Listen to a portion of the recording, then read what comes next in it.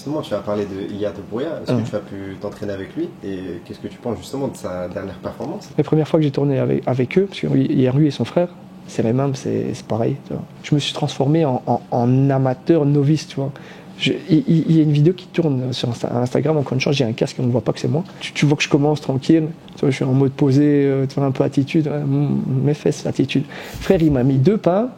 Frère, je me suis retrouvé à courir autour de la cage en levant la jambe comme un amateur. Et il m'a confronté à une réalité que je n'avais pas encore connue. Tu vois. Ce que j'ai fait avec Topuria et ce que j'ai fait avec Saint-Denis, c'est pas pareil. Parce que Topuria était là pour m'arracher une côte. J'ai commencé le Cage Warriors, on m'a proposé un contrat à 1000 €. Chaque fois que tu gagnes, tu as 200 € en plus. Donc 1000, puis 1002, 1004. Donc alors même que tu combattais pour le titre de l'une des plus grosses organisations européennes, c'était... 2000.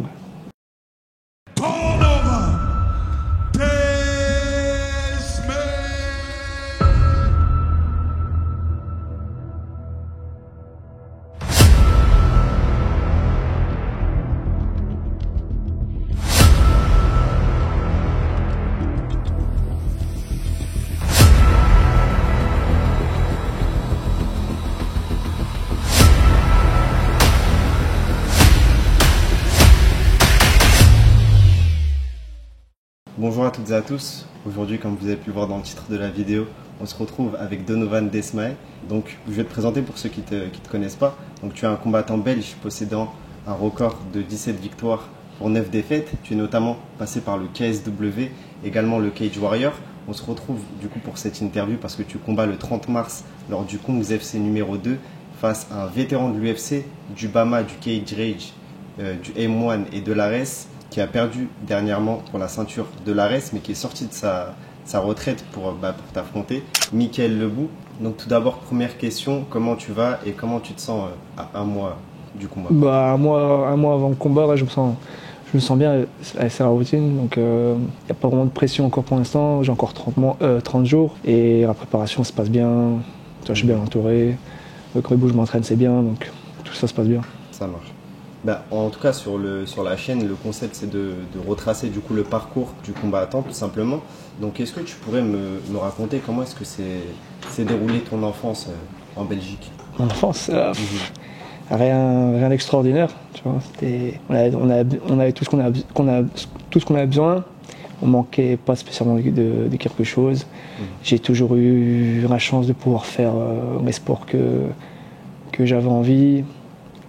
Et donc voilà, pas vraiment l'enfance difficile. J'ai eu la chance comparée à certains. Rien d'extraordinaire à raconter là-dessus. Ta particularité, c'est que tu es atteint de mycoviscidose. Donc c'est une maladie génétique qui affecte les voies respiratoires. Est-ce que tu peux nous en dire plus justement sur cette maladie et quelles sont les principales difficultés à vivre avec ça quand tu es combattant? Après, ce que je dis toujours quand on me pose cette question, genre la différence que ça fait, c'est que je sais pas vous dire la différence que ça fait si je n'avais pas, parce que j'ai toujours vécu avec. Donc la différence, je sais pas comment te le dire. Après, les symptômes principaux. Les symptômes, c'est vrai que surtout au niveau sportif, ça met certains freins, vu que ça touche les voies respiratoires et certains organes. Tu vois, donc forcément pour que ton corps fonctionne à 100%, ça met des freins, c'est compliqué. Mais après, c'est comme toute chose, tout le monde en a des problèmes, des trucs physiques ou pas. Donc moi j'ai toujours vécu avec et je m'en suis bien sorti, je pense. Est-ce que tu avais des gènes particuliers à vivre avec ça quand tu étais combattant? Parce qu'on sait qu'un combattant a besoin d'énormément de cardio, et vu que ça affecte les voies respiratoires, j'imagine que c'est assez compliqué par rapport à ça. Après, c'est vrai que j'ai pas un cardio tu vois, comme certains combattants qui peuvent tenir 5 rounds quand même. Ouais, j'en ai fait des 5 rounds, mais c'est sûr que j'ai pas spécialement de cardio comme certains. Après, j'ai pas non plus à me plaindre, tu vois, donc ça me bloque, oui et non, tu vois. Si ça me bloque, il suffit de faire certains trucs en plus que les autres, mais voilà, on fait avec, c'est pas extraordinaire.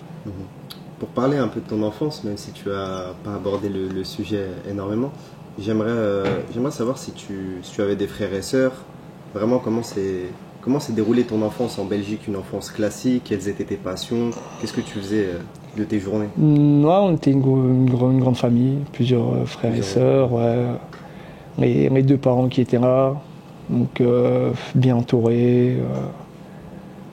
Tu as grandi où en Belgique? À Bruxelles. Bruxelles. À Bruxelles, donc. Ouais, frères et sœurs, on a tous fait à peu près ce qu'on avait envie dans la vie, je pense. Tu vois, donc, pas vraiment de choses à se plaindre là-dessus, tu vois. Une famille soudée, à manger sur la table, une maison, tu vois. Donc, pas un grand luxe, mais pas la pauvreté non plus. Quand tu regardes certaines personnes ou certaines familles, tu te dis que toi, t'as la chance finalement. Donc je m'estime heureux d'avoir vécu comme j'ai vécu. Et voilà. Quelles étaient tes passions à cette époque, quand tu étais jeune? Comme beaucoup de gosses, t'as envie de faire un sport, tu commences 2 semaines, puis t'as envie d'arrêter. Donc, j'ai fait du foot, du karaté, du basket, mais c'était chaque fois par période, tu vois. Ouais. Tu vois un truc à la télé, tu veux faire ça. Donc ça a été chaque fois par période. Et comme j'ai dit, j'ai eu la chance de pouvoir... mes parents ont chaque fois eu... la gentillesse de chaque fois accepter mes caprices, mes changements d'humeur, de dire ouais, Tipeee veut faire du foot, puis faire du karaté, tu fais ça pendant 2 semaines, ils t'amènent, ils vont avec toi au match, etc. Et puis tu as envie de faire autre chose, tu vois. Donc j'ai pu toucher un peu à plusieurs choses jusqu'à mes 18 ans. J'ai fait plusieurs choses, mais rien de vraiment... pas dans le but de faire un truc à haut niveau comme je fais maintenant. Tu vois. Donc ça a été toujours... par passion ou par envie, mais pas d'objectif vraiment précis, quoi. Jusqu'à tes 18 ans, qu'est-ce que tu voulais faire de ta vie? Jusqu'à mes 20 ans, parce que j'ai commencé à 20 ans au MMA. Jusqu'à 20 ans, je savais pas trop. Donc après mes études, j'ai eu une étude un peu en dents de scie, comme ça. Même chose que les sports, j'ai voulu faire plusieurs trucs. J'ai testé plusieurs études, plusieurs formations, des trucs comme ça. Et arrive à 20 ans, donc dans mon année des 20 ans, j'étais en mode un peu perdu, je savais pas vraiment ce que je voulais faire. Ce que j'avais testé, ça me plaisait pas, tu vois, donc il n'y a pas vraiment d'envie. Et puis tes projets d'enfant, ouais, je veux devenir astronaute et des trucs comme ça, tu te confrontes à la réalité, tu vois, donc t'as plus envie de faire ça. Et donc, ouais, le MMA, ça a été un hasard, vraiment un hasard. Sur une bête envie de ma journée, j'ai regardé où est-ce qu'il y avait une salle de sport d'MMA près de chez moi. Et il se trouve qu'il y en avait une à 5 minutes de chez moi. Enfin, j'ai été, et comme à ce moment-là, j'avais pas de projet particulier, pas d'autres distractions, pas d'autres envies, j'ai passé directement toutes mes journées à l'entraînement. Et en fait, vu que j'ai commencé à 20 ans, j'ai assez vite comblé le retard que je pouvais avoir comparé à d'autres qui avaient commencé par exemple en étant ado, tu vois. Comment tu as découvert ce sport justement? Parce que tu l'as dit dans une de tes interviews que tu fais partie de la 2e génération de combattants belges aujourd'hui.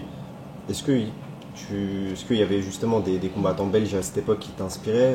Comment tu as découvert ce sport tout simplement? Non, moi j'ai découvert ce sport quand j'étais avec mon cousin plusieurs années avant. C'était à l'époque où on allait aux vidéothèques prendre des vidéos du Pride, tu vois. On se regardait ça. Et donc à l'époque, même UFC, c'était pas encore top. Donc je regardais les cassettes, les DVD du Pride. Donc c'est comme ça que j'ai connu ce sport. Après, c'est resté en tête, mais ça m'a pas suivi, tu vois, c'est pas genre quelque chose que j'ai continué à m'intéresser, etc. Donc c'était juste quelque chose qui était dans ma tête déjà. De divertir. Que j'avais vu en étant plus jeune. Et puis comme je t'ai dit, c'est une envie de ma journée. Tu vois, j'étais sur PC et je tapais une sorte de MMA près de chez moi. Et j'en ai trouvé une. Donc, et le sport à ce moment-là, et MMA à cette époque-là, c'était pas un truc très, très développé. Surtout comparé à maintenant. Quand tu compares maintenant et quand moi j'ai commencé il y a 10 ans, c'est une époque différente, mais c'est vraiment une génération différente, tu vois. Maintenant, les jeunes, ils vont faire du MMA, ils trouvent une scène à peu près partout, tu vois. Et puis les possibilités sont vachement différentes, tu vois. T'as des combats amateurs quasi toutes les semaines. Le sport, il a évolué, les entraînements ont évolué, tu vois. Moi, quand j'ai commencé, t'es sûr, tu vois. T'es sûr, t'as Bon, si tu as la chance d'avoir un coach à côté de toi, tant mieux, mais sinon, j'en avais pas. Donc moi, j'étais seul. Mes combats, pareil, tu vois, c'était vraiment une époque différente. Tu vois. Là, maintenant, tu as des amateurs, ils sont connus plus que des pros. Tu vois. Moi, ma période, il n'y a pas Instagram, il n'y avait pas. Il n'y a pas les réseaux comme maintenant, il n'y a pas les médias. Tu vois, c'est vraiment une époque, mais vachement différente. Avant de parler plus en détail de ton parcours dans les sports de combat, Ouais. il y a une de tes particularités, t'as une énorme particularité, c'est tes tatouages. Si tu veux. Ouais. On a été énormément tatoués en tout cas. Ouais. Est-ce que tu peux nous en parler et est-ce qu'ils ont tout simplement une signification pour toi? Non, il n'y a pas de signification. La seule signification que c'est que c'est gratuit. C'est un sponsor, donc du coup, donc, le sponsor que j'ai, c'est un gars sur Bruxelles, Okay. Steve, et donc voilà, on bosse ensemble depuis maintenant quelques années, et donc c'est comme ça qu'il me sponsorise. Les tatous, je rappelle, je veux un tatou, ok, viens, j'en fais, Okay. tu vois. Et donc voilà, c'est ça l'aspect, la particularité. C'est original quand même. C'est que c'est gratuit. Donc, Ouais. un retour de bon procédé, tu vois. Et c'est quand même toi qui décides des tatouages que tu veux Ah faire, ouais, j'imagine. ouais. Sinon ça marche pas. Ouais, non, je te dis, je rappelle, je veux un tatou, il me dit, ouais, viens tel jour. Je vais, le matin même, je regarde sur internet, ok, je veux ça. Okay. Alors, tu vois, mais il n'y a pas de signification. Quand tu fais des significations, c'est là où 2 ans après, tu regrettes. Tu vois. Il y en a un que j'ai fait j'en ai fait un avec une signification. 3 ans après, tu regrettes, tu vois. Okay. Tu dis putain. C'était quoi? C'était le prénom d'une de tes ex? Non, ouais, si tu veux. Mais c'est vraiment un petit truc, c'est vraiment un truc que tu vois pas. Okay. C'est le plus petit truc chez moi. Okay. Et c'est le truc que je regrette. Alors que c'est une connerie, hein, tu vois. Je mets mon pouce dessus, tu vois plus rien. Tu l'as pas, t'aurais pu le recouvrir quand même. Ouais, mais j'ai pas encore fait. Okay. Tu vois, à mon avis, c'est justement, je me reste pour me rappeler à quel point c'était une connerie, tu vois. Donc à mon avis. Mais ouais, mes significations avec les tatouages, ça m'a jamais vraiment attiré parce qu'après, dans 5 ans, je pense plus comme je pense maintenant. Et, tu vois. T'as commencé à te tatouer à partir de quel âge du coup? 18, je pense. Ok. 18, ouais. Tu as commencé directement le sport par le MMA, même si tu as testé le karaté. Qu'est-ce qui t'a vraiment attiré en fait dans ce sport? Parce que tu m'as dit que tu as vraiment découvert ce sport par hasard au final, mais qu'est-ce qui te plaisait dans le MMA? Déjà le karaté, je l'ai fait, comme je t'ai dit, j'ai été je crois 5 fois, tu vois. Okay. C'est pas vraiment un truc qui m'a poussé vers le MMA, mais ce qui m'a attiré, je sais pas vraiment. Je pense qu'avec le sport, j'ai trouvé, tu vois, ça a comblé un besoin que j'avais à ce moment-là, vu que je faisais rien. Tu vois, il y avait rien qui me portait, qui me guidait. Je savais pas quoi faire, il y avait rien qui me motivait ou quoi. Et je pense que sur le sport en soi, l'entraînement tous les jours, de devoir avoir une discipline et se donner pour quelque chose, tu vois. À mon avis, c'est ça que j'avais besoin. Plus que le sport en soi, je pense que c'est ce besoin que ça a comblé, tu vois. Et donc, voilà. C'est pour ça que ça m'a accroché dès le début, que je suis resté passionné par la suite, tu vois. Tu as également, si je ne me trompe pas, joué dans la série Braqueur sur Netflix. Est-ce que tu peux nous dire comment ça s'est fait tout simplement? Après, quand tu dis tourner dans Braqueur, tu es en train de vendre du rêve aux gens. Non, ouais, j'ai tourné dedans, dans la saison 1 et la saison 2. La saison 1, tu me vois apparaître 3 secondes, tu vois, en mode taper dans le sac. Mais c'est vrai que la saison 2, j'ai un peu plus tourné dedans. Mais de base, c'était en mode cascadeur. Tu vois, donc cascadeur, doublure cascadeur.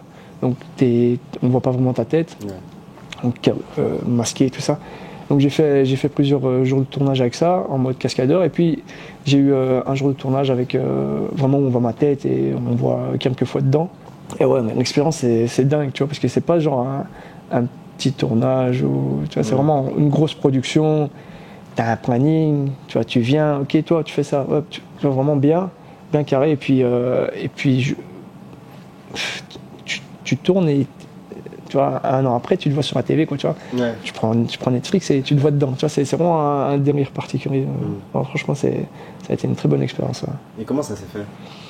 Il y avait, en fait, un acteur qui joue dedans, un Kamatewa, tu vois, un des braqueurs. Du coup, lui, comme il avait un rôle principal dans la saison 1, il m'a pistonné pour, si tu veux, il m'a pistonné pour vite fait avoir une séquence dans la saison 1.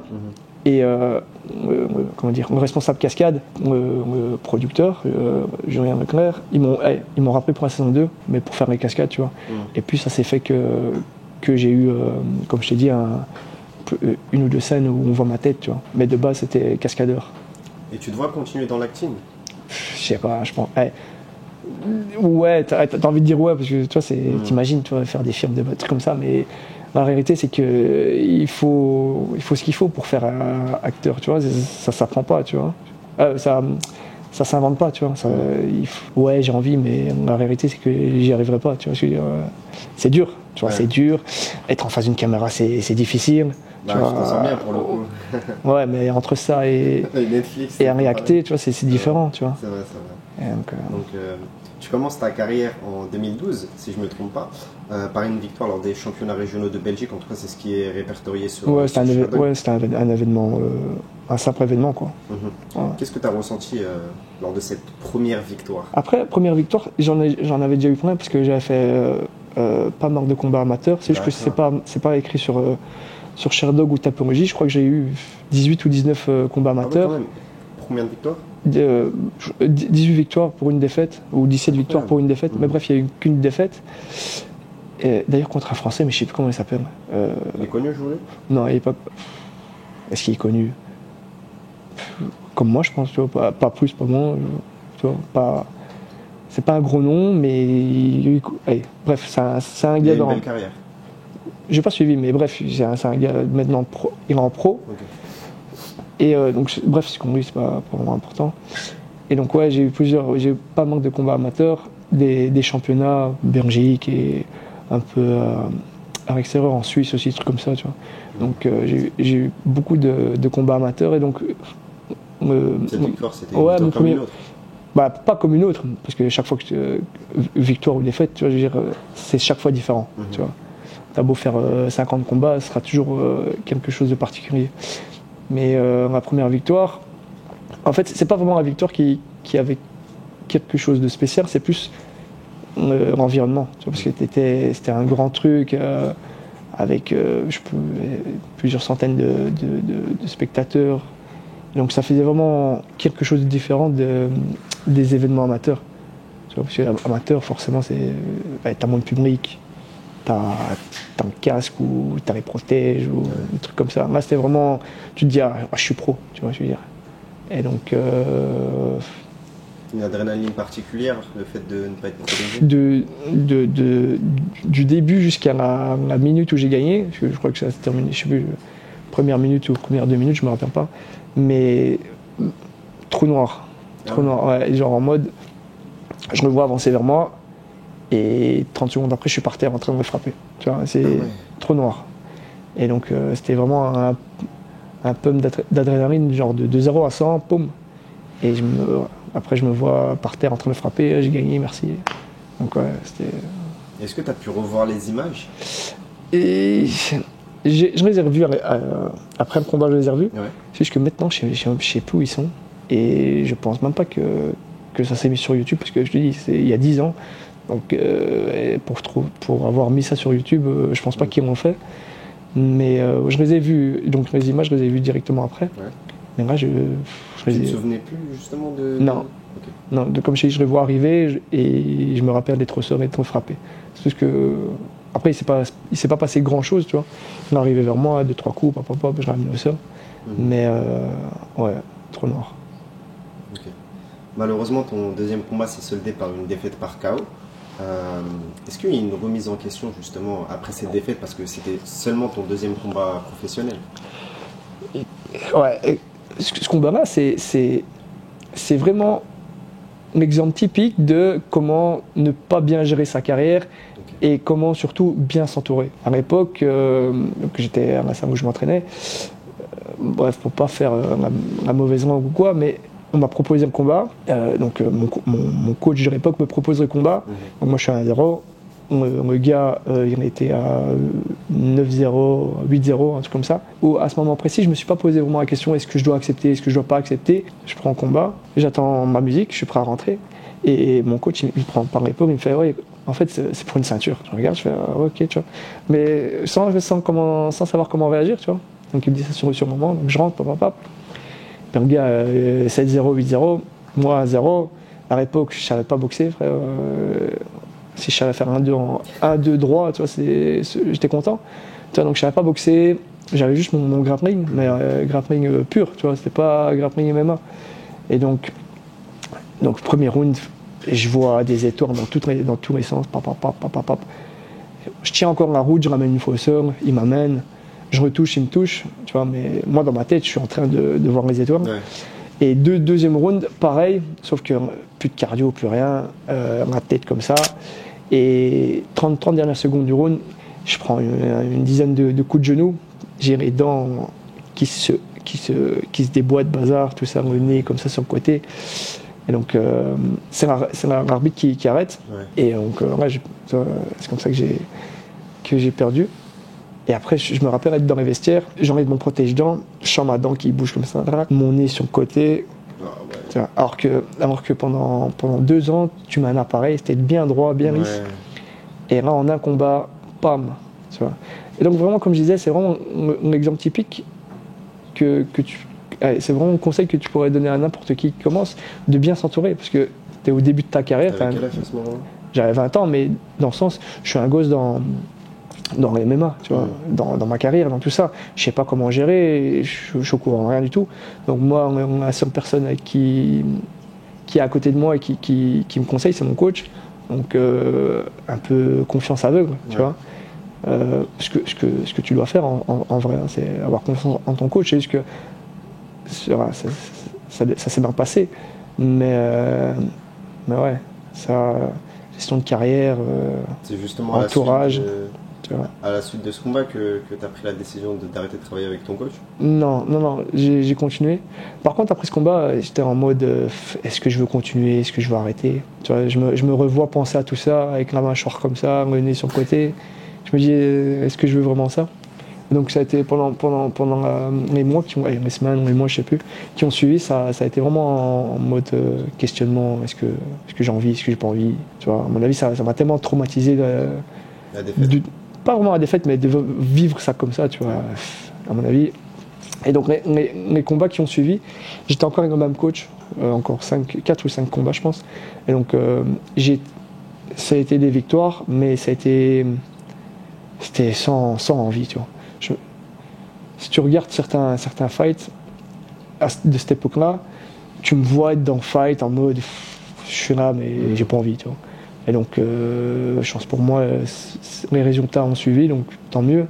Mais l'envie n'était pas là, tu vois. Et puis, je sais plus à quelle période, mais il y a eu des changements dans ma vie. Et donc, je me suis séparé de mon coach. Je me suis séparé de la salle où je m'entraînais. J'ai été m'entraîner avec des amis qui avaient aussi ouvert une petite salle en mode garage, vraiment à cette époque-là. C'était vraiment quartier, quoi, tu vois, donc à l'arrache. Et donc je me suis entraîné avec eux et c'est là que j'ai connu mon manager de l'époque. Chris Gunnat. Ouais, Chris. Ouais. Et donc lui avec Tarek. Brian. Tarek n'était pas encore là. Brian et Chris, c'est eux qui avaient ouvert, c'est eux qui géraient l'équipe en tout cas, qui géraient l'équipe. Et c'est à partir de ce moment-là où ça s'est vraiment un peu, comment dire, professionnalisé. En tout cas. Ma carrière, tu vois, en mode un manager, puis un entraîneur, ou en tout cas des sparring partners qui étaient là pour toi, avec des horaires vraiment, ça devenait vraiment plus carré, et je pense que ça m'a un peu remis dans l'envie de combattre, tu vois. Ouais. Bah, c'était justement ma prochaine question. Donc, notamment, tu as travaillé avec Tarek Sendo et Chris Gunnat, qui sont deux figures importantes du MMA belge aujourd'hui. Est-ce qu'ils font encore partie intégrante de ta carrière et qu'est-ce qu'ils t'ont apporté justement dans ta carrière ? Dans ma carrière, ils font plus vraiment partie, même si Chris regarde encore un peu de loin ce que je fais et si j'ai et au besoin, tu vois, ils m'aident toujours. Mais dans ma carrière vraiment, ils sont plus présents. Après, dans ma vie, en tout cas en tant qu'ami, tu vois, ils sont toujours présents, Tarek et Chris, tu vois. Chris, je lui parle encore des fois quand c'est pour des choses de combat, etc. Et puis, même quand il a arrêté de me manager, il venait encore avec moi à certains combats, tu vois. Donc ça. Et Tarek, lui, il s'est séparé de l'équipe où j'étais avant. Il rentré de son côté. Donc on s'est un peu séparés, perdu de vue, etc. Mais on se parle encore et j'ai encore été m'entraîner quelques fois dans leur équipe. Tu vois, là où il y a son équipe avec. C'est intéressant. Ouais, donc, c'est quoi la raison pour laquelle tu as quitté l'équipe justement suite à un déménagement? L'équipe de Chris et Brian, à cette époque-là, je devais partir m'entraîner à Miami. Comment ça s'appelle encore, l'ATT? Ouais, c'est ça. Je devais partir là-bas et donc je vends tout, je vends ma moto, je vends tout ce que j'ai parce que j'avais besoin d'argent. Donc je vends tout, hop, je réunis plein d'argent. Je réunis l'argent nécessaire. J'achète mon vol, je réserve mon hôtel, ma voiture. Je me suis dit, je vais vivre ma best drive. C'est vraiment un road trip, t'étais parti? Ouais, je best drive. Je voulais louer une voiture, une grosse Mustang. Tout est payé, tout. Une semaine avant de partir, et je vois sur internet, Covid, bazar, tout bloqué, tout. Une semaine avant. Okay. Donc tout est annulé, et donc un peu de temps passe. Et moi j'avais toujours cette envie de partir un peu m'entraîner, voir ailleurs, de voir d'autres gens, tu vois, essayer d'autres choses. Et j'ai un ami qui me dit viens, je viens avec toi, on va en Espagne, à Alicante. Et je lui dis qu'est-ce qu'on va faire en Espagne? Je connais personne, tu vois, aucun combattant d'Espagne, j'avais rien entendu sur personne là-bas. Il me fait non, il y a un gars qui s'entraîne là, ils ont une salle, Topuria, tu vois, ils ont une salle. Ils s'entraîneraient dans une salle. Et viens, on va là-bas. Et surtout, on est parti. Moi, j'ai tellement kiffé l'endroit, kiffé les gens, la vie comme ça en Espagne différent. Un jour, on est là, on est en soirée et on est avec toute l'équipe, tu vois, les coachs, les bazars, les amis, tout ça. Et je les prends comme ça, je dis les gars, je sais plus si je le dis en espagnol ou en approximatif. Et je lui dis, je vous promets, l'année prochaine, je viens vivre ici, tu vois. Et comme ça, tu vois, en mode un peu éméché et tout. Ouais, c'est bien, vas-y. Et finalement, l'année d'après, j'ai pris mes affaires, j'ai loué un appart, je suis parti tout seul. Ciao. Et c'est comme ça que j'ai changé d'équipe définitivement, tu vois. Et c'est pour ça que je suis là-bas, je combats pour eux, je m'entraîne là-bas. Voilà. Qu'est-ce qui t'a plu là-bas? C'est une autre vie. L'Espagne, tu vois, regarde Messi, sors la tête, regarde les gens, tu vois. C'est clair.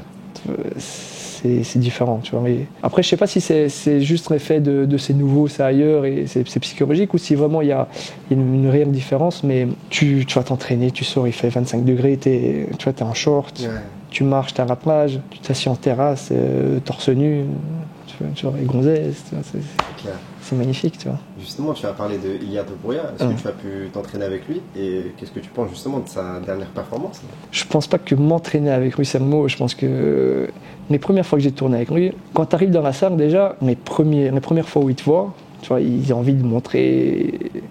C'est leur territoire, tu vois. C'est très, comment dire, un peu mégo comme ça, tu vois, mais en mode, c'est mon territoire. Pas vraiment méchant, mais genre, il veut me montrer. Donc j'ai tourné 2-3 fois, les premières fois que j'ai tourné avec eux, parce qu'il y a lui et son frère, c'est les mêmes, c'est pareil, tu vois. Et donc j'ai tourné avec eux et c'est pas s'entraîner que j'ai fait, c'est faire. La guerre? Non, t'es gentil, faire la guerre là, c'est faire le sac pendant le temps que tu tiens, tu tiens, tu vois. C'est même pas genre tu tiens les rounds, c'est faire le sac, tu vois. C'est vraiment le gars, c'est vraiment une autre dimension, c'est pas comparable, tu vois. Après j'ai déjà tourné avec plusieurs personnes, tu vois. UFC ou d'autres grosses orgas. Mais lui, au niveau qu'il a, c'est une dinguerie. Franchement, c'est une dinguerie, c'est un truc complètement différent. Et en fait, quand je suis rentré dans cette cage, la première fois que j'ai fait avec lui, je me suis transformé en amateur novice, tu vois. Il y a une vidéo qui tourne sur Instagram, encore une chance, j'ai un casque et on ne voit pas que c'est moi, tu vois. Et donc, on me voit faire sparring. Donc tu vois que je commence tranquille, tu vois, je suis en mode posé, tu vois, un peu attitude, mes fesses, attitude. Frère, il m'a mis 2 pains. Frère, je me suis retrouvé à courir autour de la cage en levant la jambe comme un amateur. Tu vois, c'est dingue. Tu vois. Et il m'a confronté à une réalité que j'avais pas encore connue. Tu vois. Et donc, c'est très fort. Qu'est-ce que tu pensais justement à ce moment-là, toi, j'imagine, qui visait les grosses organisations, et là tu vois. Il y a Topuria qui... Je sais pas. Je pense que quand je suis sorti de la cage, je regarde mes 2 potes, parce qu'on était 3 à ce moment-là. Donc je sors de la cage, je les regarde, et ils rigolent, je fais... Tu vois, genre en mode, je tu vois, je sais pas quoi penser, tu vois, en mode vraiment, ah ouais, c'est ça le niveau. Après, on parle aussi du niveau, frère, champion Ouais, UFC, ouais, ça a rien à qui voir. a été tapé l'un des, Volkanovski, ouais, l'un tu vois, des des plus grands, ouais. des plus grands featherweight, tu vois, c'est pas non plus genre niveau UFC basique. Oui. C'est C'est le top du ah, top, quoi. il n'y a pas mieux. En tout cas, en featherweight pour l'instant. Mais ouais, c'est un niveau. Tu t'y attendais justement à sa victoire? À sa victoire, Volkanovski contre Volkanovski, ouais. Ah ouais? Avant ça, genre par exemple contre Emmett par exemple, je me suis dit, ah, ça va être serré, ça va s'envoyer et ça va se terminer au premier round, tu vois. Et finalement, en fait, moi j'étais pas vraiment confiant en mode 50-50. Et ce qu'il m'a montré, c'est, je me suis dit, quand il a eu son fight avec Volkanovski, non seulement lui il était confiant, en mode je vais l'avoir, tout ça, mais même en interne, donc dans la salle avec les coachs, quand je parlais avec les coachs, donc avec les deux Argentins, on se parlait, quand on avait une discussion sur ça, même eux, ils étaient en fait tellement que Ilia il a confiance en lui, c'est tellement contagieux que ça s'est propagé aux deux coachs, à la salle entière. Tu vois, c'était tellement en mode ah, c'est bon, tu vois, des fois dans certains combats, t'as autre chose que juste le gars il est fort, il est pas fort, il est meilleur. C'est genre une histoire, un destin. Tu vois ce que je veux dire? Tout était aligné pour que, ouais, tu vois, tout était mis en place pour ce fight-là. Et je te dis tellement que sa confiance en lui a été contagieuse que tu ne me voyais pas perdre. Tu me voyais vraiment me tabasser, tu vois. Et ouais, ben, ça s'est passé, tu vois. Qu'est-ce que tu as pu apprendre grâce à lui? Si tu regardes comment je boxe maintenant et comment je boxe avant que j'aille là-bas, donc il y a genre 2-3 ans, avant ça, je savais pas boxer, franchement. Pas que je me prends pour un boxeur de dingue maintenant, mais c'est juste que avant ça, en fait, ça a changé tout le jeu. Mais pas seulement Topuria, mais vraiment genre l'équipe, les coachs, parce que forcément, oui, ce qu'il a appris, c'est des coachs, donc on apprend la même chose. Mais ouais, ça a changé mon jeu en soi, donc vraiment comment j'entame un combat, comment je le visualise, tu vois, où je veux l'amener, etc. Ça a vraiment tout changé, vraiment tout. Pour en revenir un peu plus à la Belgique, il y a une nouvelle génération qui fait pas mal entendre parler d'elle, notamment Oki Bolaji, Locen Keita, Patrick Abirora, Boris Mbraga, Movsar Ibragimov, et je ne vais pas tous les citer, mais c'est une énorme génération qui fait parler d'elle en ce moment belge. Qu'est-ce que tu penses de cette génération justement, et en quoi elle est différente de la tienne? Ah, donc là c'est le moment de sortir des noms et dire ce que je pense sur eux. Non, c'est tous ceux que tu as, quasi tous ceux que tu as cités, parce que je ne les connais pas tous, mais ouais, Boumagi, Keita et Patrick, eux je les connais. Patrick je le connais très bien parce que je me suis entraîné avec lui plusieurs années. Boumagi et Keita je me suis entraîné quelques fois, une ou deux fois, mais je ne les connais pas vraiment personnellement, plus que ça, tu vois. Mais en tout cas, ces trois-là, c'est une route tout droit vers ce qu'ils veulent, tu vois. Je veux dire, ils ont tout en place pour ça. Boumagi, ben, il a déjà réussi, c'est bien, il a pris sa première victoire. Donc là, tu vois, son chemin, il a déjà bien tracé. Keita, il l'a invaincu, parce que tu prends la dernière, sa défaite, c'est pas une défaite, tu vois, donc il l'a invaincu, il est en train de tabasser tous ceux à l'octagone, tu vois, et il va encore les tabasser maintenant. Donc après ça, on peut s'imaginer qu'il signe à l'UFC. Donc ça aussi, sa route est bien tracée, et Patrick, pareil, tu vois. Il a eu un bon parcours en amateur, tu vois, et surtout ça n'a pas été tout droit, tout lisse, tu vois. Il y a eu des hauts, des bas, tu vois, des biens, des pas biens, des critiques, pas des critiques. Et donc maintenant, tu vois, deuxième combat, il est au PFL. Et je crois que j'ai vu que c'était en mode, tu vois, sur un tweet, tu vois ce que je veux dire. Donc le gars, tu vois, deuxième combat pro, tu as déjà une bonne influence sur le circuit, tu combats au PFL. Tu vois, moi, quand je retourne 10 ans en arrière, mais mon organisation, tu vois, rien que le Cage Warriors, pour moi, c'était, tu vois, c'était magique, tu vois. Donc deuxième combat, moi, si je regarde mes premiers combats, j'en ai fait dans des caves, tu vois, dans des trucs qui ressemblent à des caves où tu as 50 personnes autour, tu vois. Donc maintenant, le gars, il fait un deuxième combat, il est au PFM, tu vois. Donc c'est une génération différente. Après, c'est ça que ça fait, hein, les futures générations. Ça rend le sport meilleur. Mais tu vois, les gens qui s'y intéressent, il y en a de plus en plus, tu vois. Donc c'est ça que ça fait, les générations. Hein. Donc pour lui aussi, je pense que voilà, s'il continue ce qu'il fait maintenant comme il le fait, il n'y a pas de raison que ça change. Je pense qu'il voilà, a aussi une belle carrière devant lui, tu vois, je veux dire. Pour en revenir un peu plus à ta carrière, donc tu as effectué 8 combats au Cage Warrior, l'une des plus grosses organisations européennes. Il y a notamment Conor McGregor, Thomas Pinal, ou encore, pour ceux qui ne connaissent pas, Morgan Charrière, justement, qui a combattu là-bas. Comment est-ce que tu en es venu à signer là-bas et qu'est-ce que tu en tires justement de ton expérience au Cage Warrior? Comment j'ai signé là-bas? C'est Chris qui m'a passé. Ok. Ça aussi, Chris, il a eu quand même une grosse influence dans ma carrière, parce que forcément, il me manageait, donc dans les combats, je réduis à lui. Mais plus généralement, dans la sphère MMA belge, il y avait aussi une grosse influence au moment au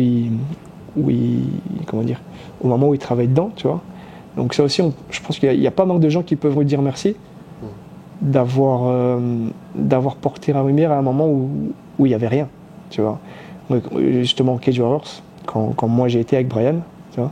Donc j'ai été le premier Belge à y combattre, tu vois. Chose que, tu vois, maintenant quand tu regardes, il y a plein de Belges qui combattent, il y a plusieurs qui combattent au Cage Warriors, genre les Cage Warriors Academy, ils viennent un peu partout, tu vois. C'est beaucoup plus simple d'y rentrer. Quand moi j'ai commencé, c'était un circuit assez fermé pour nous, hein, tu vois. Pour nous, c'était assez fermé. Donc j'ai fait 8 combats là-bas et tu vois que c'est une organisation. Ça a fait un changement des organisations que j'étais avant à celle-là, tu vois, parce que ça faisait vraiment plus comment dire, plus carré, tu vois. T'arrivais, chauffeur, hôtel, bazar, tout était réglé, t'avais rien besoin de faire ni de préparer ton homme, tu vois, tu venais, t'avais tout de près, tu vois, t'avais rien à faire. Comment tu gérais justement ton passage au Cage Warrior? Et écoute, l'un dans l'autre, je suis satisfait parce que j'en suis là, ouais. Et j'en suis là maintenant, tu vois, donc ça n'a pas trop mal tourné. Après, ça aurait pu être meilleur. Il y a des défaites que j'aurais pu éviter. Genre, par exemple, la deuxième fois qu'ils sont venus la deuxième fois qu'ils sont venus en Belgique, j'ai eu une défaite parce que j'étais ouvert à l'œil et donc l'arbitre a arrêté. Donc ça, c'est une défaite que j'aurais pu éviter. Ouais. Surtout que dans le premier round, le gars, pas que je tabassais méchamment, mais deuxième round, c'est bon, c'était terminé. Tu vois. Donc ça, c'est une défaite que j'aurais pu éviter. Et puis, il y a certains combats qui se sont pas faits contre Herbert. Tu vois, je crois qu'il a pris Herbert et puis Mouret. C'est 2 fights qui ne se sont pas faits. Après, est-ce que le destin a fait que ça ne s'est pas fait Plusieurs fois en plus, j'ai vu. Est-ce que c'est tant mieux pour moi ou pas, j'en sais rien. Mais en tout cas, ces 2 combats, ça aurait été bien de les faire. Et puis, comme tu as dit, Pimret, ça aurait été bien de le faire aussi. Donc, mais l'expérience a été bien. Et voilà. À part éviter certaines défaites que j'aurais pu, que si les choses étaient différentes, j'aurais pu éviter certaines défaites. Mais sinon, l'un dans l'autre, c'était une bonne expérience. Je confrontais aussi à un bon niveau, mais plus régulier. Tu vois. Parce que comme avant ça, j'étais pas signé dans une orga, je combattais un peu à droite à gauche, et donc des fois tu tombes sur des adversaires qui sont vraiment bien, d'autres qui sont un peu des vraies tartines, tu vois, je veux dire. Donc là, c'était vraiment un niveau européen plus stable, tu vois. C'était combat après combat, c'était des bons gars. Justement, c'était ma prochaine question. Comment ça se fait que les combats face à Herbert et Taji Pimblet ont été annulés? Parce que j'ai vu que c'était assez récurrent quand même. Enfin, je crois que le combat face à Pimblet, il a été annulé 3 fois. Ouais, 3 fois. Contre Herbert, c'est juste lui qui s'est blessé. Du coup, en tout cas, c'est ce qu'ils ont dit. Et donc, après, j'ai eu un autre combat, donc ça s'est pas réitéré. Mais Pimblet, ouais, en fait, il s'est blessé une fois, puis moi, je me suis blessé une autre fois. Et puis la troisième fois, ça s'est juste pas fait. Donc, mais ça, je me rappelle pas. Je me rappelle pas. Les 2 premières fois, je me rappelle que c'était une fois qu'ils se blessent, une fois moi qui me blesse. Mais ouais, dommage, écoute. Après, ça se trouve, j'aurais gagné et ma carrière serait partie. Soit peut-être j'aurais perdu et ça aurait été une défaite en plus. Ouais. Donc, dans l'autre, tant mieux ou pas tant mieux, j'en sais rien. Juste après ces annulations, ils ont signé à l'UFC. Pourquoi justement, à ton avis, tu n'as pas eu cette même chance alors que tu étais sur 2 victoires consécutives en 2019? Faut se dire, les MMA, avant d'être un sport, c'est un business. Ouais. C'est pas, tu vois, un sport, c'est bien, mais une fois qu'il y a de l'argent, ça s'appelle un business. Et ceux qui combattaient au Cage Warriors, ceux qui sont plus privilégiés, ceux qui sont mis plus en avant, c'est ceux qui sont managés par le président. Et les combats sont faits en sorte de les mettre en avant. Ils ont la ceinture, ils se cassent à l'UFC, boum, ça fait une signature en plus pour eux. Tu vois, c'est comme ça qu'ils sont managés. Et c'est comme ça que les choses sont faites. Quand tu regardes Charrière, avant d'être managé par Graham, je ne sais pas s'il a été managé, mais en tout cas, avant d'être proche de Graham, quand tu regardes, il a eu une carrière, des combats au Cage Warriors durs, et pourtant, tu vois, il n'a pas vraiment eu de mise en avant spéciale, tu vois ce que je veux dire.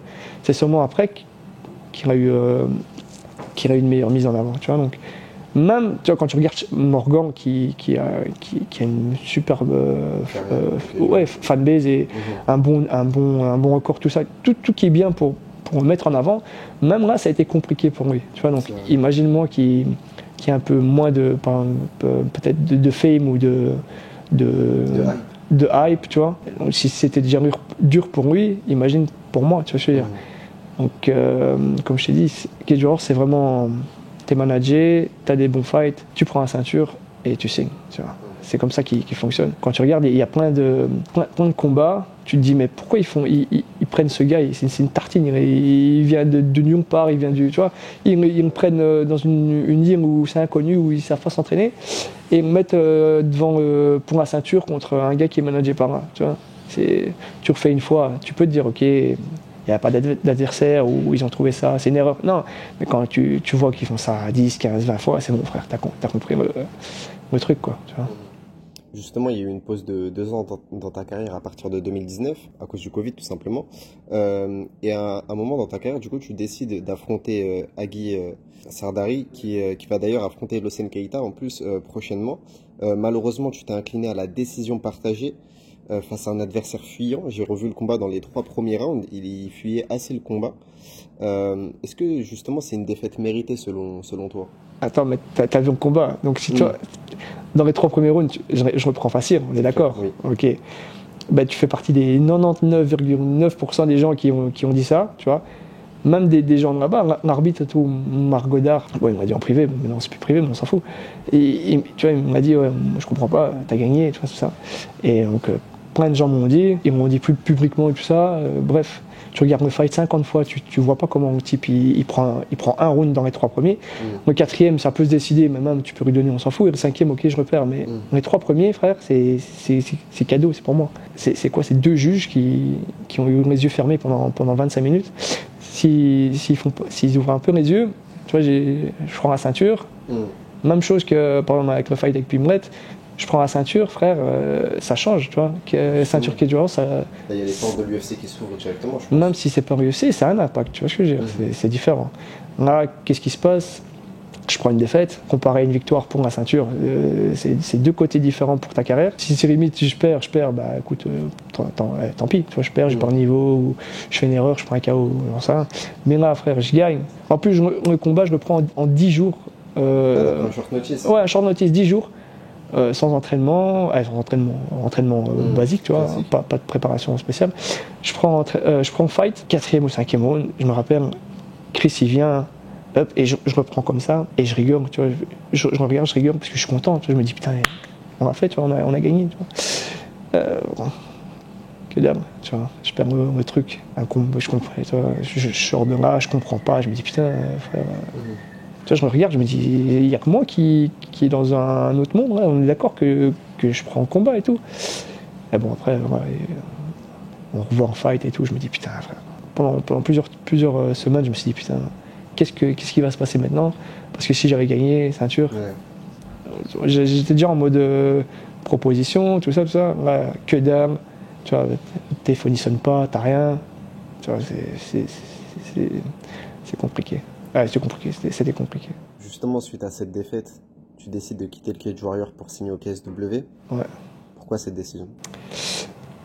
Après, j'ai quitté le Cage Warriors parce que qu'est-ce que tu veux qu'il me propose de plus, tu vois, je veux dire, pas que j'ai fait vraiment. Allez, si j'avais fait le tour de ce que je devais faire, je combats pour la ceinture, tu vois, bon, je l'ai pas eu, tant pis, mais qu'est-ce que je vais faire encore après? Tu vois, 9 combats au Cage Warriors, c'est bon, pote, c'est bien, mais Cage Warriors, c'est censé être une étape, tu vois.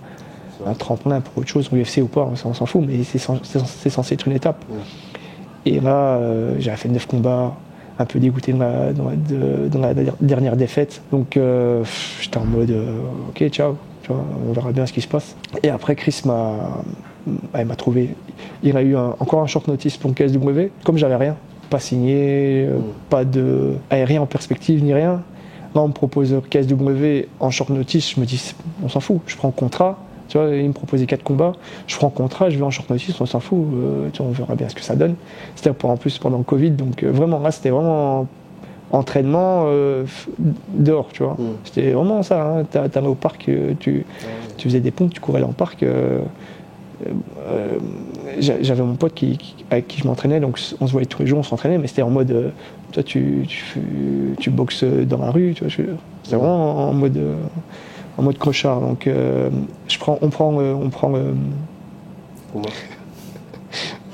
sorti tout seul. Donc je prends le combat, j'accepte le contrat. Je me dis tout, j'y vais, c'est pas grave. Et donc en plus, il me propose le combat, c'était quoi? C'était 8 000, 10 000, je sais plus. Quand toi tu combats pour le Cage Warriors à 1 000 €. Tu vois, 1 000 €. J'ai commencé le Cage Warriors, on m'a proposé un contrat à 1 000 €. Chaque fois que tu gagnes, tu as 200 € en plus. Donc 1000, puis 1002, 1004. C'est dégueulasse, vraiment dégueulasse. Et donc quand tu combats des fights comme ça, et puis qu'on te propose un contrat à 8-10 000, frère, même pas tu réfléchis, tu fais vas-y, signe pour moi. Et donc on a signé, on est parti au short notice, et finalement, frère, j'ai pas été dégueulasse. En premier round, si tu regardes le combat, tu sais pas comment il tient debout. Tu vois, le type, je remets la tête à l'envers, je remets des bastos partout, coup de genou, bazar. Il reste debout. Et moitié de deuxième round, plus de cardio, ciao, pas de préparation, tu vois, donc je perds à la décision. Ta maladie joue aussi. Alors, on va pas mettre ça là-dessus, mais on s'en fout, en mode pas de préparation, on va mettre ça là-dessus, pas de préparation. Même si déjà pas de préparation, c'est déjà une excuse un peu bidon, mais voilà, on va dire pas de préparation vraiment en mode à l'arrache. Donc short notice, bref. Donc combat, on fait 3 rounds, décision. Mais ce combat, je suis sorti en mode satisfait parce que j'ai fait la guerre. Premier round, je lui ai mis la misère. Short de là, en décision, short notice, je relativise un peu, je me dis, c'est bien. J'ai perdu, mais c'est bien quand même. Tu vois. Et donc après ça, j'étais signé au KSW, donc je me suis dit finalement, c'est pas perdu, tu vois. Après, on me proposait un combat, je ne sais plus combien de temps après. Donc là j'ai eu vraiment un temps de préparation bien. Et ça, le combat, le suivant, a été vachement différent. Voilà. Justement, ce qui me choque, c'est les cachets que tu viens de me parler au Cage Warrior. Tu prenais des 1 000 € par combat, sachant que tu combattais pas tous les mois, j'imagine, au Cage Warrior. Comment est-ce que tu arrives à vivre, tout simplement? Écoute... On a fait ce qu'on pouvait sur le côté, tu vois. Tu travailles? Non. Dès que j'ai commencé à m'entraîner, ça a été en mode je mets 100% dedans, tu vois. Je prends le risque, je prends la décision je prends le risque que si ça marche pas, ben, je me retrouve à 30-35 ans en mode j'ai rien et je dois tout recommencer et si ça se trouve ça marche et 30-35 ans, j'aurais pu travailler, tout ce que je veux dire. Donc j'ai mis toutes mes billes dedans, parce que quand tu regardes les combattants qui travaillent et qui s'entraînent, c'est un guerrier, tu vois. Ouais, c'est un guerrier au niveau temps, au niveau énergie, tu vois, c'est dur. Donc dès que j'ai commencé, j'ai arrêté de travailler. Et donc je mettais tout mon temps dedans. Donc quand tu reçois une prime de 1000 euros, c'est 1000 euros, tu vois, et t'as un terrain sur le côté. Tu vois, donc ça, et ouais, ça a été guerrière, tu vois. Pendant les primes, pendant les combats, les primes, ça a été dur. Après, comme j'ai dit au début de l'interview, j'ai eu la chance d'avoir tu vois, des sœurs proches de moi, sur qui je pouvais compter, pas financier un peu, tu vois, un peu d'aide, mais pas spécialement, mais surtout pouvoir dormir là ou rester habiter là. Donc du coup ça m'évitait d'avoir un loyer à payer, etc. quand j'en avais besoin. Et j'ai toujours eu de l'aide d'eux et tout ça quand j'en avais besoin, donc on a fait avec, quoi. Donc alors même que tu combattais pour le titre de l'une des plus grosses organisations européennes, c'était... 2000. Ils m'ont dit, quand il m'a appelé pour le short notice, il m'a dit ok, tu veux combattre 2000 euros.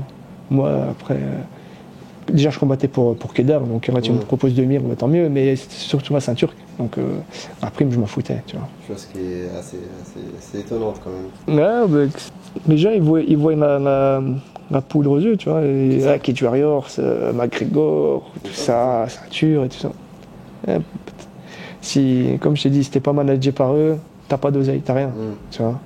Eux, ils te vendent le truc genre c'est un tremplin pour l'UFC, donc tais-toi, prends ce qu'on te donne, prends les combats, et toi dans ta tête tu t'imagines, j'ai pris la ceinture, je vais partir à l'UFC, donc du coup ça te donne à manger, tu vois. Mais sinon frère, l'argent c'était que dalle, c'était rien du tout. Donc forcément, quand tu signes une KSW et que tu te prends 10 000 balles, ça change ta vie. Ça change, tu vois, ça change. Lors de ton dernier combat, après tu as signé au Brave, tu as combattu au Brave en novembre 2023.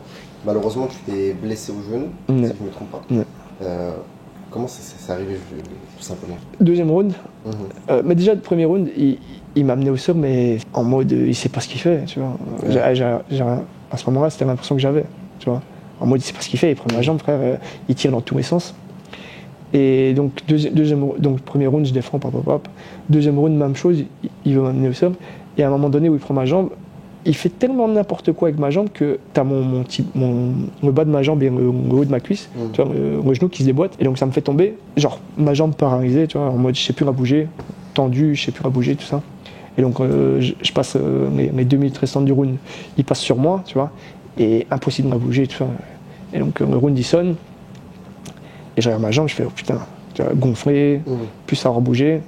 Et donc tu revois pendant une ou deux minutes, j'arrive pas à me lever, je reste ma jambe tendue, tu vois. Mais encore un combat, encore une défaite que je.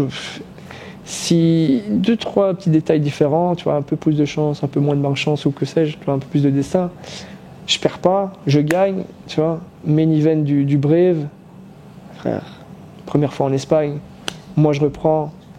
Encore un truc où ça peut changer, tu vois. Alors, on n'a pas de chance. Et du coup, c'était quoi ta blessure? C'était mon genou qui s'est déboîté. Et donc, ça a gonflé en une fois. Et on a pu... T'as eu de la rééducation à faire? Rééducation basique. Tu vois, parce que il n'y avait pas de ligament touché ou de ménisque ou quoi. C'était vraiment juste un pop-pop. Et donc, tu avais un étirement du ligament. Et donc, un étirement que tu fais basique pour ça, tu vois. Donc, ça n'a pas duré très longtemps. Ça a duré 3-4 semaines pour réavoir le mouvement de mon genou et un peu de stabilité. Mais je te dis, c'est vraiment une bête blessure en plus. C'était pas un truc grave ou quoi, c'était vraiment genre pop. Une semaine après, je savais marcher, tu vois. C'était vraiment un truc débile. Justement, pour parler un peu de ton actualité, donc tu combats au Kongs FC face à Mickaël Lebou. Justement, comment tu te prépares pour ce combat et pourquoi avoir accepté ce combat au Kongs FC? Pourquoi? Plusieurs raisons, mais en tout cas, une des raisons, c'est que c'est un bon nom, tu vois ce que je veux dire. Le gars aussi. Un main event aussi. Ouais, c'est un main event. Et le gars, c'est un bon nom. Il a fait beaucoup d'orgas. Tu vois, il a fait UFC, il a fait plein de bonnes orgas. Il a combattu plein de bons gars. Je sais pas combien, 30, 35 combats. Tu vois, c'est un bon gars à prendre. Tu vois. C'est un bon gars. C'est un bon nom ici en France à prendre. Et vu comment les MMA ils pètent ici en France, tu vois, depuis 1 an ou 2, ouais. Ça pète dans tous les sens. Je me dis que aller combattre, tu vois, à l'autre côté d'Europe, au KSW, tu vas combattre et en vérité, tu vois, il y en a quelques-uns qui t'aiment bien, mais en vérité, la plupart ils s'en foutent. T'es pas de chez eux, ils t'aiment pas. Tu vois, je veux dire. Donc je me suis dit, ben écoute, c'est un bon moment, c'est un bon truc à prendre pour combattre un peu plus proche de chez moi. Et puis, tu vois,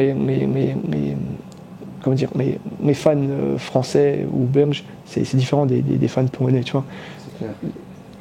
En Pologne, t'es pas polonais, t'es pas de chez eux, ils s'en foutent de toi, tu vois. Ouais. À part si tu t'appelles Saradine Parnasse et que tu tabasses tout le monde.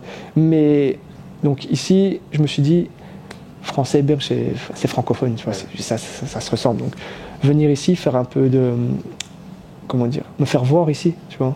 Ou me faire voir dans des pays où il en aura la faute de moi.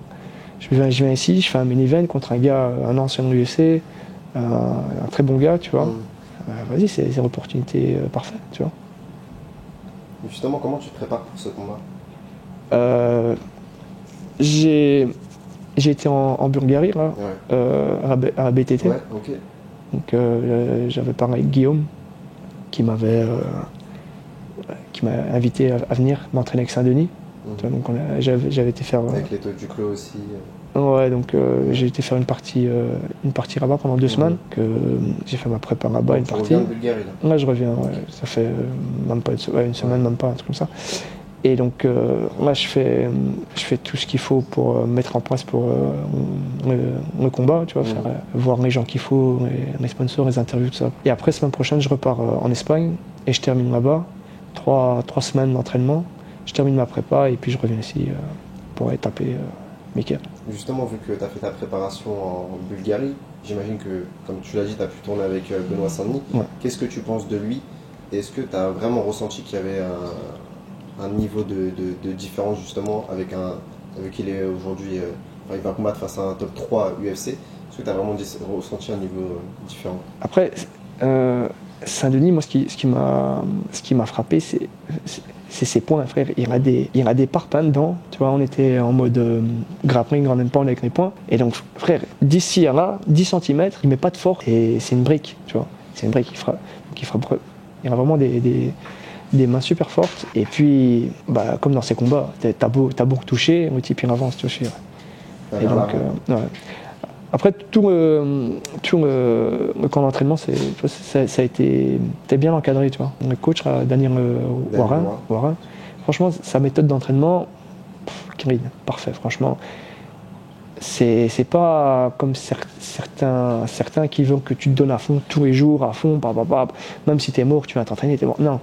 Sa méthode d'entraînement, c'est toi et ton corps. Tu vois, je veux dire, tu viens t'entraîner, il te fait ta séance est avec tes sparring, soit t'es un peu dur. Le soir, tu t'entraînes plus relax. Le lendemain, t'es fatigué, t'as besoin de repos, tu prends ton repos, tu vois. Il nous avait dit, un des jours, tu vois, il nous avait dit, ouais, les gars, si t'es fatigué, tu prends ton repos. D'ailleurs, Saint-Denis, il dit, ouais, tu sais quoi, moi demain, je viens pas, je viens juste faire le matin ou le soir, je sais plus. Tu te dis que même Saint-Denis qui combat à l'UFC qu'on a un top 3, tu vois, même lui, c'est pas en mode. Allez, tu vois, s'il a besoin de repos, tu vois, il va pas se culpabiliser en disant ouais putain je dois venir, tu vois. Ouais. Donc la méthode à Warren c'était vraiment bien. C'est un truc que j'ai bien aimé, sa façon d'entraîner et tout ça, sa façon de diriger le cours en mode sparring, bazar, tout ça. Ça c'était chouette, c'était bien. Et les gens qui étaient là, c'était bien aussi, c'était en mode propre, c'était pas en mode bagarre. C'était pas en mode je veux t'arracher ma tête, que ça soit les Français ou les gens de là-bas, il y avait quelques Bulgares. C'était vraiment bien. Ouais, c'était bien. Okay. Et justement, aujourd'hui, à 32 ans, est-ce que tu vises tout simplement les grosses organisations, que ce soit le ONE FC, le PFL ou encore l'UFC, ou tout simplement tu acceptes les combats comme ça un peu, Dans le meilleur des mondes, on me proposait un bon contrat, tu vois, en mode dans une grosse orga, PFL ou que sais-je, tu vois. Donc dans le meilleur des mondes, tu vois, dans le meilleur des mondes, je vais à l'UFC, je fais encore quelques combats là-bas et je pars au soleil, tu vois ce que je veux dire, dans le meilleur des mondes. Mais disons que là je prends le combat, moi j'ai pris le combat contre Mickaël et je vois après, tu vois. Parce que je me dis que si je me tape, chose que je vais faire, forcément, tu vois. Chose que je vais faire, si je me tape, ben, tu tapes un gros nom dans un orga français, après ça peut faire du bruit, tu vois. Donc, ça peut faire du bruit. Ça va faire du bruit. Prends ça à chacun sa proportion, mais je veux dire, ça peut faire du bruit, ça peut ouvrir de bonnes choses, en tout cas pour moi. Et donc voilà, donc je fais ce que j'ai à faire maintenant, et on verra bien par la suite si ça débouche sur quelque chose de bon ou de très bon. Tu vois. Pour revenir un peu sur Benoît Saint-Denis, tu as pu tourner avec lui. Comment est-ce que tu vois tout simplement ce combat face à Poirier? Je vais rester dans le fait que c'est un gars de France, je le supporte. Je veux dire, même si je pense que ça peut arriver dur ou pas dur, pour moi, il va gagner. Tu vois. On va pas porter l'œil, on va pas créer de mauvaises ondes ou quoi. Pour moi, il va gagner. Tu vois. Ça va être dur, c'est Poirier. Tu vois, je veux dire, c'est la guerre, mais il va gagner. Tu vois. Entre Topuria et Saint-Denis. Non, là, tu poses une colle. Non, mais est-ce que tu as vraiment été mis en difficulté face à eux, ou c'était plus Saint-Denis, c'était chill, c'était... Non, mais ce que j'ai fait avec Topuria et ce que j'ai fait avec Saint-Denis, c'est pas pareil, parce que Topuria était là pour m'arracher une côte. Saint-Denis était là pour s'entraîner, je veux dire. Donc, si je dois comparer là-dessus, sur les entraînements que j'ai eus, la sensation de l'un à l'autre, ça n'a rien à voir. Tu vois, ça n'a pas d'intérêt parce qu'on n'a pas fait la même chose. Après, si juste mon œil extérieur en mode. Ce que tu as pu analyser en fait. Ouais, genre, si moi je devrais voir ça d'un œil extérieur, Topuria contre Saint-Denis, moi je mets Topuria, tu vois. Après, je pense que. C'est pas quelque chose de super grave à dire parce que Topuria, frère, je pense que Saint-Denis n'est pas encore à son prime. Ouais, à son prime, t'as compris. Genre, je pense de toute façon, on le voit, il évolue à chaque fois. Ouais, je pense qu'il y a encore une bonne marge de progression pour arriver à taper quelqu'un pour la ceinture, par exemple, tu vois. Là, Topuria, même s'il n'aura que 26, 27 ans, je pense que là, il est au summum, tu vois ce que je veux dire. Donc, c'est comparé l'incomparable et tu vois, demander des choses qui ne se passeront pas de toute façon, tu vois. Donc, de toute façon, on va le voir à son combat s'il a le niveau pour le top 5, tout simplement. Voilà. Écoute, on verra bien. Comme je t'ai dit, moi, si je dois donner ma pièce, moi je mets Saint-Denis. Ça marche. Bon, en tout cas, merci Donovan pour nous avoir accordé cette interview. Est-ce que tu aurais tout simplement un dernier mot à dire à ceux qui regardent l'interview? Ceux qui regardent, écoute, tous les Français. Les Belges. Ouais, voilà, c'est Belge, France, c'est un peu pareil. Donc, les gars, faites pas les radins, soutenez-moi, partagez-moi. Et quand je taperai Mickaël, écoute, faites comme si j'étais français. Et voilà, c'est parti. Ça marche. Merci à toi, Donovan. Merci à toi. Et comme d'habitude, n'hésitez pas à vous abonner, liker, commenter, partager. Et nous, on se dit à la prochaine pour d'autres vidéos sur le parcours. Merci.